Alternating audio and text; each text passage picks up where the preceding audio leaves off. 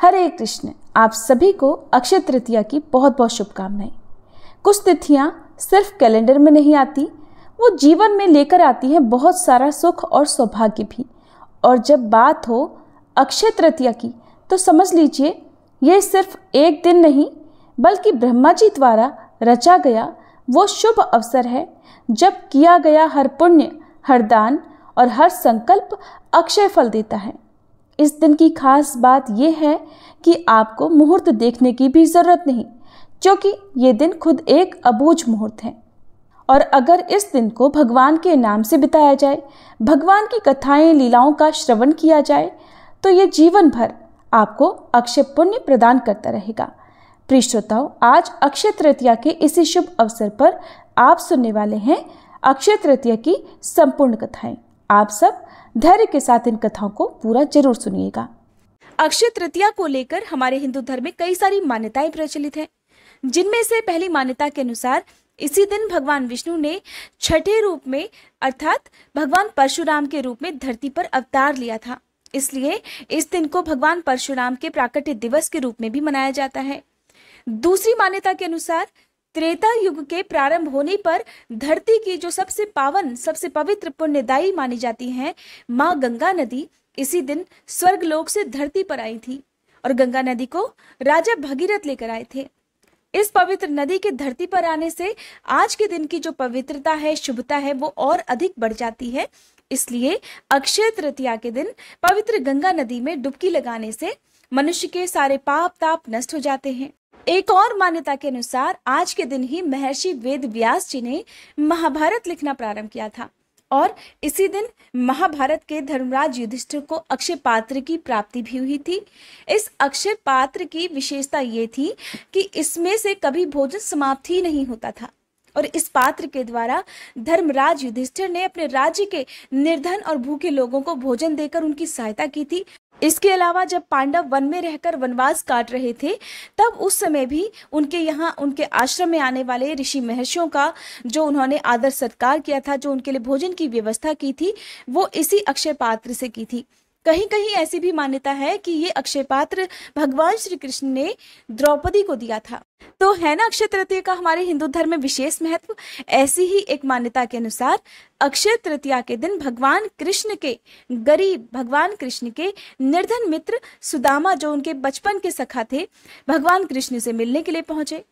तब सुदामा जी के पास कृष्ण को देने के लिए सिर्फ 4 चावल के दाने थे।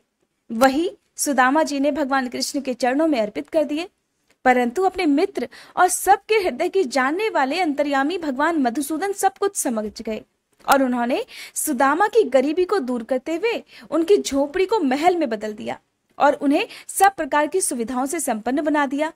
तब से मान्यता है कि अक्षय तृतीया पर किए गए दान का महत्व और भी अधिक बढ़ जाता है। अक्षय तृतीया के दिन भगवान विष्णु और माँ लक्ष्मी जी के साथ साथ कुबेर देवता की भी पूजा की जाती है और इस दिन आप अपनी सामर्थ्य के अनुसार कुछ ना कुछ दान अवश्य करें, चाहे आप अन्न का, वस्त्र का, घी, शक्कर, गुड़, किसी भी प्रकार का दान आज के दिन आप किसी योग्य व्यक्ति को अवश्य दें। वैसे तो बहुत सारे लोग अक्षय तृतीया के दिन उपवास भी रखते हैं और इस दिन अबूझ मुहूर्त रहता है जिसमें आप किसी भी नए कार्य की शुरुआत किसी भी समय कर सकते हैं और 3.5 जो मुहूर्त पड़ते हैं पूरे साल भर में अबूझ मुहूर्त कहलाते हैं, जिनमें आप पूरे दिन कभी भी कोई भी कार्य कर सकते हैं। आपको पंचांग देखने की आवश्यकता नहीं होती है। ऐसे में अक्षय तृतीया का दिन इन 3.5 अबूझ मुहूर्तों में से एक माना जाता है। तो आज के दिन जो लोग केवल पूजा पाठ करते हैं उन्हें भी व्रत की कथा पढ़नी या सुननी चाहिए। इसका भी कई गुना पुण्य मिलता है और जो इस कथा को दूसरों को सुनाता है उसे भी इस कथा का कई गुना पुण्य प्राप्त होता है और भगवान विष्णु और माँ लक्ष्मी जी के आशीर्वाद से उनके घर में सदा बरकत बनी रहती है, सदा धन के भंडार भरे रहते हैं। तो पौराणिक कथा के अनुसार बहुत पहले की बात है, धर्मदास अपने परिवार के साथ एक छोटे से गांव में रहता था। वो बहुत ही गरीब था और हमेशा अपने परिवार के भरण पोषण के लिए परेशान रहता था। अब उसके परिवार में बहुत सारे सदस्य थे। धर्मदास बहुत ही धार्मिक प्रवृत्ति का व्यक्ति था। एक बार उसने अक्षय तृतीया का व्रत करने का सोचा, क्योंकि रोजी रोटी का बड़ा संकट था। परिवार में कई सारे सदस्य थे, तो वो किस प्रकार से उन सभी का पेट भरता। तो एक बार जब उसने अक्षय तृतीया का व्रत करने का सोचा, तो अक्षय तृतीया के दिन वो सुबह जल्दी ब्रह्म मुहूर्त में उठा और उसने गंगा नदी में स्नान किया। फिर विधि पूर्वक भगवान विष्णु की पूजा अर्चना और आरती की। इसके बाद उसने अपनी सामर्थ्य के अनुसार जल से भरे घड़े, पंखे, जौ, सत्तू, चावल, नमक, गेहूं, गुड़, घी, दही, सोना तथा वस्त्र आदि वस्तुएं भगवान के चरणों में रखकर ब्राह्मणों को अर्पित कर दी। ये सब देखकर धर्मदास के जो परिवार वाले थे वो और उनकी पत्नी ने उन्हें रोकने की कोशिश की कि हमारे घर में तो धन की, अनाज की कमी है और आप दूसरों को ये धन दान में दे रहे हो। परिवार का हर कोई सदस्य धर्मदास को समझाने की, उन्हें रोकने की कोशिश करने लगा। कहने लगे कि अगर धर्मदास इतना सब कुछ दान में दे देगा तो फिर उसके परिवार का पालन पोषण कैसे होगा।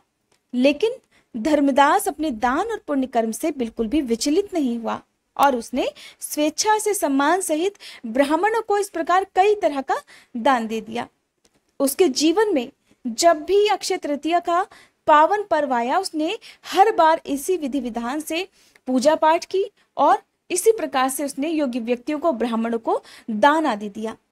हर बार अक्षय तृतीया के दिन पूजा पाठ करने से और दान देने से धीरे धीरे धर्मदास के घर में धन संपत्ति के भंडार भरने लगे और उनकी गरीबी दूर हो गई। अब परिवार का पालन पोषण बहुत अच्छे से चलने लगा। लेकिन फिर भी धर्मदास ने हर बार विधि विधान से पूजा पाठ करना और अक्षय तृतीया के दिन दान देना बंद नहीं किया। और फिर इस जन्म के पुण्य प्रभाव से धर्मदास ने अगले जन्म में राजा कुशावती के रूप में जन्म लिया। कुशावती राजा बहुत ही प्रतापी राजा थे। उनके राज्य में सभी प्रकार के सुख, धन, सोना, हीरे जवाहरात, संपत्ति, किसी भी प्रकार की कोई कमी नहीं थी और उनके राज्य में प्रजा भी बहुत सुखी थी और अपने राजा को वो प्रजा बहुत प्यार करती थी। अक्षय तृतीया के पुण्य प्रभाव से राजा को अगले जन्म में वैभव और यश की प्राप्ति हुई।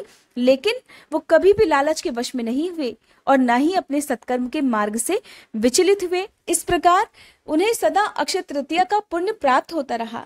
जैसे भगवान ने धर्मदास पर अपनी कृपा की, वैसे ही जो भी व्यक्ति अक्षय तृतीया के दिन इस पावन कथा को सुनता है या दूसरों को सुनाता है और विधि विधान से पूजा और दान आदि करता है, उसे अक्षय पुण्य और यश की प्राप्ति होती है। अक्षय तृतीया के दिन से ही चार धाम यात्रा का शुभारंभ भी हो जाता है। इस दिन बद्रीनाथ के कपाट खुलते हैं और उस समय मंदिर में जलने वाले दीपक का विशेष महत्व होता है। कहा जाता है कि 6 महीने तक बंद कपाट के अंदर देवता इस दीपक को जलाए रखते हैं। बद्रीनाथ धाम की पूजा को लेकर यह भी मान्यता है कि यहाँ भगवान की पूजा में शंख नहीं बजाया जाता। इसके अलावा शंख न बजाए जाने के पीछे कई धार्मिक मान्यताएं भी हैं। ऐसी कहानी भी प्रचलित है कि एक बार माँ लक्ष्मी जी बद्रीनाथ में बने हुए तुलसी भवन में ध्यान मग्न थी। तभी भगवान विष्णु ने शंखचूर्ण नाम के एक राक्षस का वध किया था। अपनी विजय का उत्सव मनाने के लिए पहले शंख बजाया जाता था, लेकिन विष्णु जी लक्ष्मी जी के ध्यान में विघ्न नहीं डालना चाहते थे, इसीलिए उन्होंने शंख नहीं बजाया।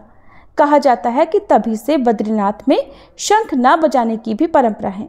धरती के वैकुंठ कहे जाने वाले बद्रीनाथ के कपाट अक्षय तृतीया के शुभ अवसर पर ही खोले जाते हैं और बद्रीनाथ मंदिर भगवान विष्णु के रूप बद्रीनाथ को समर्पित है। इसे बद्री नारायण मंदिर भी कहते हैं। मान्यता है कि यहाँ भगवान विष्णु के अंश नर और नारायण ने तपस्या की थी और बद्रीनाथ धाम 2 पर्वतों के बीच बसा है। इन्हीं पर्वतों को नर और नारायण पर्वत कहते हैं। नर अपने अगले जन्म में अर्जुन और नारायण श्री कृष्ण के रूप में पैदा हुए थे।